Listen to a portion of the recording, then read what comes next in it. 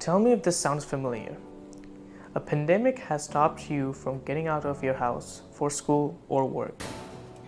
You have isolated yourself from the whole world like a Rapunzel. This is making you lazy and bored at the same time, while gathering more and more and more work for school. Hi, my name is Rifat Chaudhary, and in this video I'm going to showcase how, as a high schooler, we should tackle this pandemic. On the way, I will show how these drastic changes has affected me and give you the tools that helped me resolve these issues. As a junior at Da Vinci, I was always used to the standard learning environment, where there's a classroom and you go sit on a desk, surrounded by your friends, and the teacher facilitates the lesson. But the pandemic changed everything. As of present day, making this video, Buffalo Public Schools has been closed until April 20th, and all the classroom work and homework has been transferred online. I said this once and I'll say this again. This pandemic changed everything. None of us were prepared for this, making this more harder to adapt to. The first drawback would be no routine. We gained freedom from our school, making it easier for us to sleep late at night and get up in the afternoon. This destroys our sleep cycle and brings irregularity in our energy levels, basically making us unmotivated to do any kind of work. Number two would be less effective communication. From letters to video calling, technology did improve our connection with everyone. But when it comes to real-life interactions, students prefer to ask questions in a classroom rather than calling their teachers. Number three would be distractions. We are distracted all the time when we are comfortable at our home.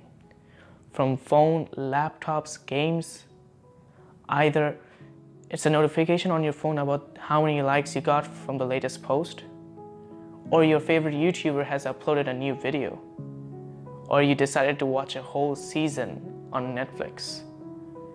We are the most distracted generation of all time. Fun fact, an average man gets distracted every 90 seconds. All of this results into the most unproductive, unmotivated, and laziest species of our time. I know. Everything seems sad, and I spent the whole 5 minutes bragging about all the drawbacks. But I'm much more positive about the freedom that we have if we know how to maintain that freedom. In order to use this time in the most effective and efficient way, we must utilize some of these amazing tools. Tool number one, checklists. Make a list of the most important tasks that you need to get done on the night before you start your day. Writing all these goals will make your brain aware of the aim that you have, making it much more easier to tackle these difficulties. More about this from my friend Deborah. I toss and turn at night, having things just run through my mind like, oh, I have to do this, I have to do this, I have to do that. So that's why I decided, okay, well, how can I do this? So I decided to get like a journal every day, write in it what my schedule is going to be the next day, what I had to do, my to-do list. Whether it be working out, shopping, whatever. It was very detailed, and I put a little box next to it. By the end of the day, perhaps I get every single thing done, but perhaps not. But I did feel accomplished because most of it was done. Now you have assigned and written all your goals, but how do you actually do the work? Introducing focus sprints.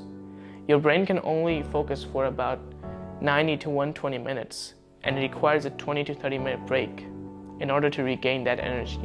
Focus sprint is based on this research and helps us achieve our high peak performance. In order to do focus sprints, you must follow the following steps. Step number one, turn off all distraction.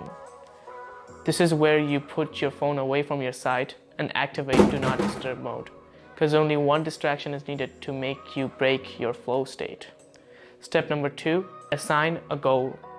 This is where your checklist comes in. You pick a task and divide it into subtasks. For example, My task was to write an article.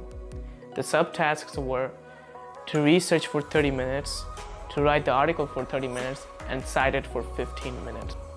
Step number 3, set a timer for 90 minutes. This may feel weird at first and you may urge to touch your phone, but stick with it, because once you reach the flow state, nothing can stop you. Step number 4, take a 20-minute break. Your brain needs to rest from its high peak performance. It is suggested that you go out for a walk or do a 10-minute workout or just sit at your backyard.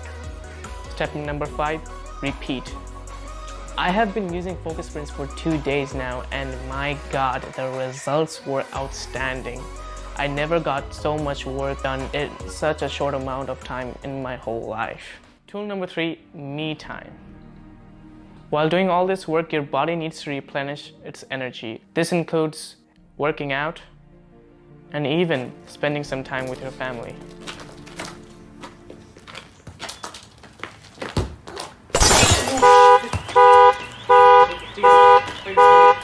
At first, when you use all these tools, you might not be able to do everything, but don't lose hope.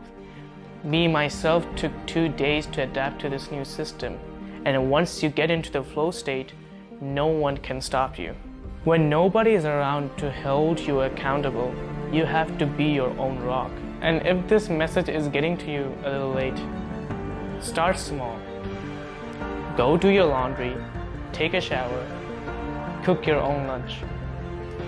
Start small and build it up day by day, and you will reach momentum. The world may have slowed down, but it didn't stop. Neither shall you. Stay strong, stay home, stay safe. And I hope you have the most productive week. See you in the next video.